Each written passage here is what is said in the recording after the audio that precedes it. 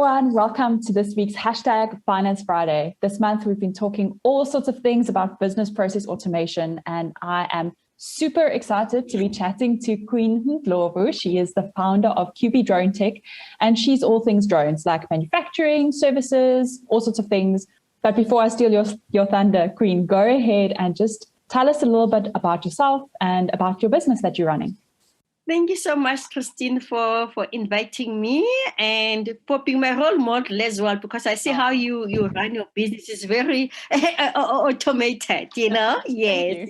And it's interesting to learn that financial businesses can apply that technique as well. The thing is only in technology, Yes, absolutely. Thanks for inviting me. And I'm Queen Ndlovu, as you've said. I'm the CEO and the co-founding member of QP Drone Tech. We are into drone space, obviously. What we do, our core business, what we love more is building the drones in South Africa, but life happened. So we had to pivot a bit when we had a COVID outbreak and that the industry is capital intensive.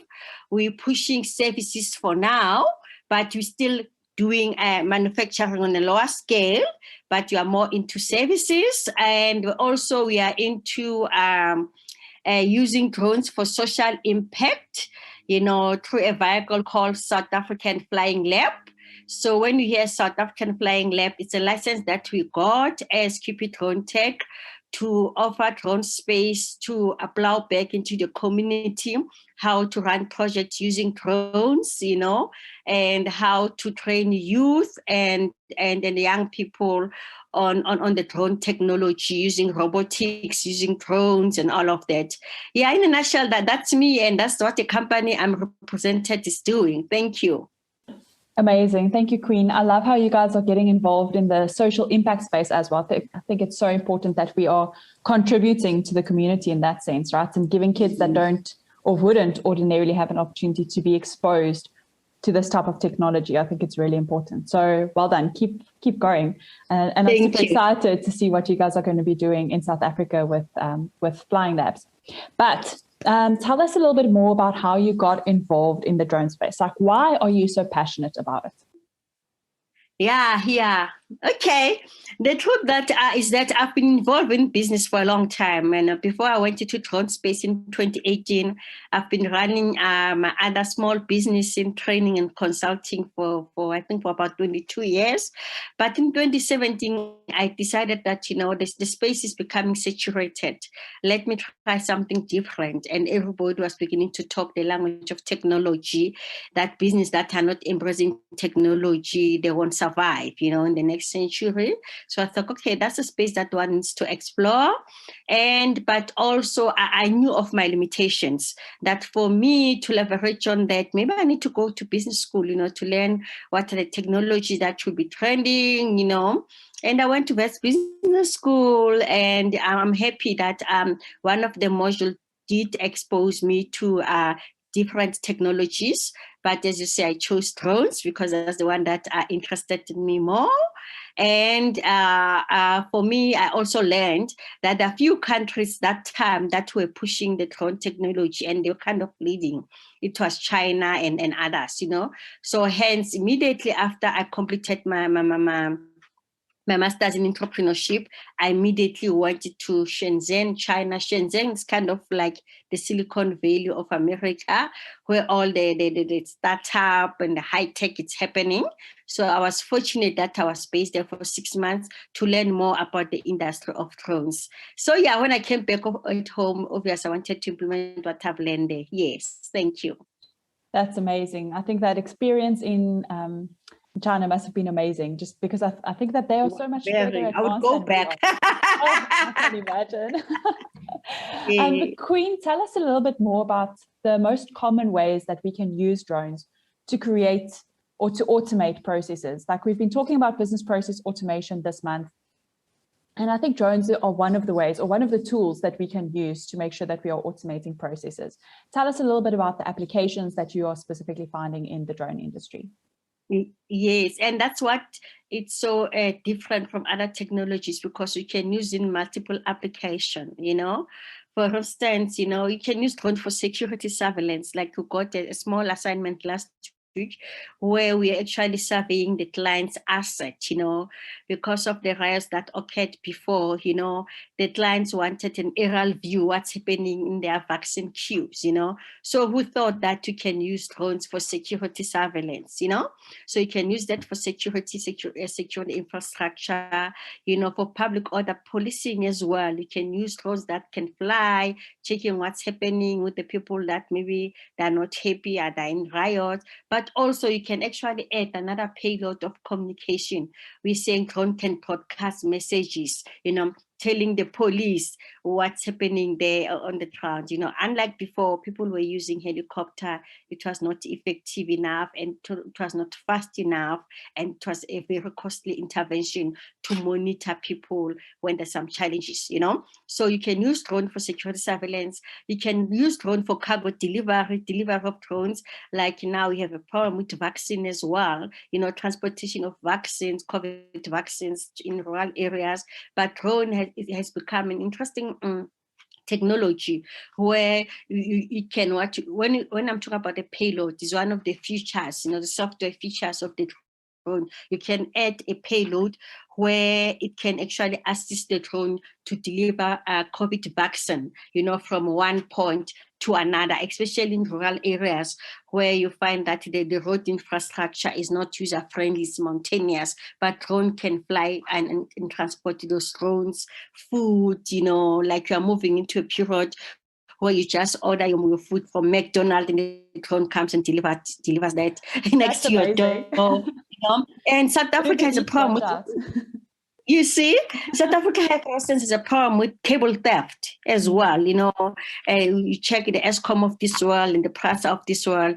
Now drone can be able to see who's stealing the cable theft, So yeah, interesting mining, what is more interesting about the drones as well, the safety features, because traditionally we'll use people, engineers to monitor the stock of mines. Like if it's a coal mine, it's important that as a mining owner, you need to know how many coals have you used per day. You check it time and again. But instead of using the traditional ways of counting, you use drones. They come with high resolution pictures that are on time, to inform you how much stock it's left. So you can use it in mining, infrastructure, transportation, agriculture. Drone can actually predict the type of plants that you have, the health of the plant and all. So interesting application. Actually, every sector can apply drones depending on their needs. Yes.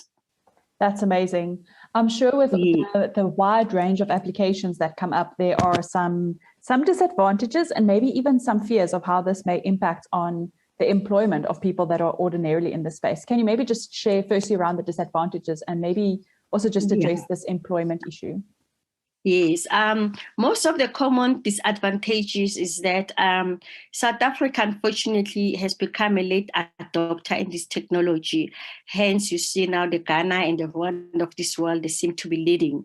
But what is killing us, I think, as our regulator is extraordinarily careful to embrace some laws of exploiting the powers of this industry. They take it as a normal manned aviation. Manned aviation is normal, this normal big aeroplanes, so they're extraordinarily careful. So you find that as an innovator, you want to create to design drones that are very disruptive, but that when you apply, because you need to apply to a regulator, they'll tell you, no, you can't approve this in South Africa. While other countries like in Africa, they allow innovators to try things, So we are too much safety conscious, which is good, but unfortunately it delays the innovators like ourselves that want to do more with the technology. So that's one disadvantage that we have as South African with the technology.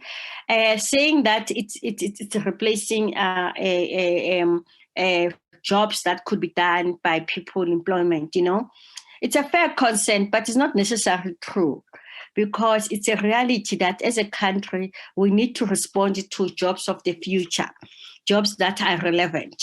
Once look at the challenge that we have now, we've got lots of graduates that are sitting at home. because the qualification and experience that they have then is not necessarily addressing what are the challenges of the world. So we rather say, let's take whatever qualification that we have and upskill those technicians, those engineers, that have the traditional qualification, but make them relevant, So it's a matter of changing the mindset more than of saying you are replacing people, but also prepare our young ones, the curriculum that our kids are exposed at school. Let it take to such technology instead of talking about the history of Jan Rubik, the history, It's good that we know our history, but now we need to balance with what the world needs and demands. Everyone is talking green economy, even with drones, if you come with the drone that addresses the issue of drone economy, is the one that's going to get more blessing, unlike if you come with the drone that uses fuel, So it's important that we need to stay relevant and addresses the jobs that are touching to the global needs. Yeah, I So absolutely agree with it's that. not replacing, but changing the strategy a bit. Thank you. Absolutely.